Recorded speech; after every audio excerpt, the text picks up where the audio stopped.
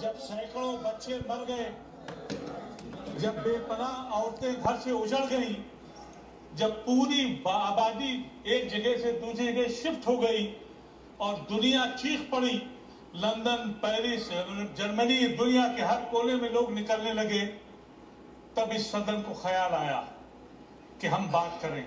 या हो सकता है मजबूर होना पड़ा हो इस सरकार को। अफसोस ये है कि यह मुल्क जिसने हमेशा फिलिस्तीन की मदद की थी, बुनियाद पड़ने से, जैसा कहा हमारे एलओपी ने, गांधी जी से लेकर सन 47 में पहली बार रेजोल्यूशन के खिलाफ फिलिस्तीन बटेगा, ये हिंदुस्तान ने रेजोल्यूशन पास किया था। उसके बाद सबसे पहले 74 में सबसे पहले पीएलओ को हिंदुस्तान ने रिकग्नाइज किया था, 88 में उस स्टेट को हिंदुस्तान ने रिकग्नाइज किया था। लेकिन उसके बाद भी, इन सब बातों के बावजूद भी सरकार को ये ख्वाहिश क्यों, ये मैं समझ नहीं पाया। मेरी समझ से कासिर हूं मैं। जिस मुल्क का प्राइम मिनिस्टर अटल बिहारी वाजपेयी हो और जिसने 2003 की एक यूनाइटेड नेशंस की कॉन्फ्रेंस को स्पॉन्सर्ड किया हो फिलिस्तीन की हिमायत के लिए। मैं नहीं कहना चाहता कि औरों ने क्या किया, लेकिन इस सरकार ने, मैंने जब बीजेपी के अपने साथियों को सुना तो मुझे कुछ तकलीफ भी हुई, और ये तकलीफ कहीं और दूर तक गई। इसलिए मुझे ख्याल आया कि एक कर्नल पुरोहित साहब जेल में बंद हैं, और कर्नल पुरोहित साहब आतंकवाद के नाम से बंद हैं। करकरे ने जब उनके डिस्क को पकड़ा और वो रिकॉर्ड निकाला गया जो पब्लिक डोमेन में है, तो उसमें कहा गया कि इस्राइल के साथ उनके ताल्लुकात हैं, वो डिस्क पे पार्लियामेंट में लानी चाहिए। इसलिए कि कर्नल पुरोहित ने ये बात कही कि मैं इस्राइल के साथ ताल्लुकात पैदा कर रहा हूँ, दे रहा हूँ, इसलिए कि एक हिंदू राष्ट्र। जिस दिन इस हाउस में बहस हो रही थी, उस वक्त इस्राइल का एम्बेसडर बीजेपी के ऑफिस में बैठा हुआ था। यानी कहीं कुछ और मामला है, पर्दे के पीछे कुछ और चल रहा है। मैं समझता हूँ कि बीजेपी को खुल के कहना चाहिए, नहीं तो ये क्या मसला है।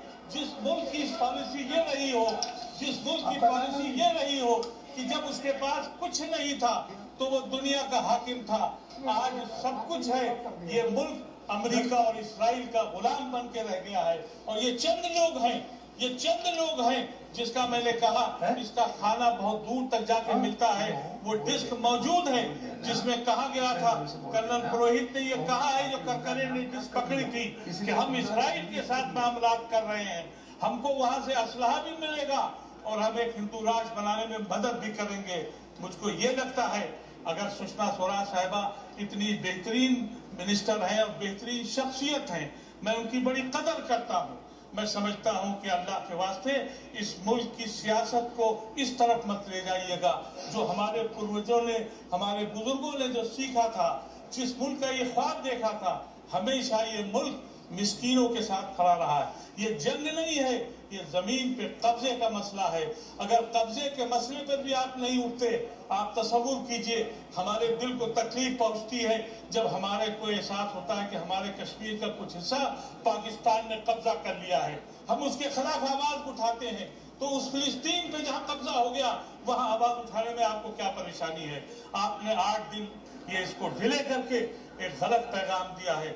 मैं समझता हूं शरद यादव जी ने जो बात कही थी वो गाइडलाइन है, वो एक पूरी सीधी रोशनी है कि अगर आपको इस मिल्क का हित चाहिए तो खुल के कहिए, ये पर्दादारी मत करिए।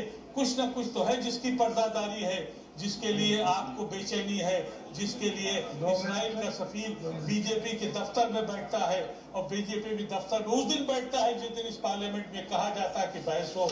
मैं आपका बहुत आभारी हूँ। मैं समझता हूँ कि वो रेजोल्यूशन पास होना चाहिए जो एलओपी ने दिया है, और वो सजेशन जो सीताराम येचुरी जी ने दिया है उस पे भी इस हाउस को अमल करना चाहिए। और दोनों हाउसेस में, इस हाउस में और उस हाउस में, दोनों हाउसेस में इस पे बहस होके इस इस्राइल के खिलाफ एक रेजोल्यूशन पास हो, उनसे हमारे तिजारती मामलात को खत्म किया जाए। इन अल्फाज के साथ बहुत बहुत शुक्रिया।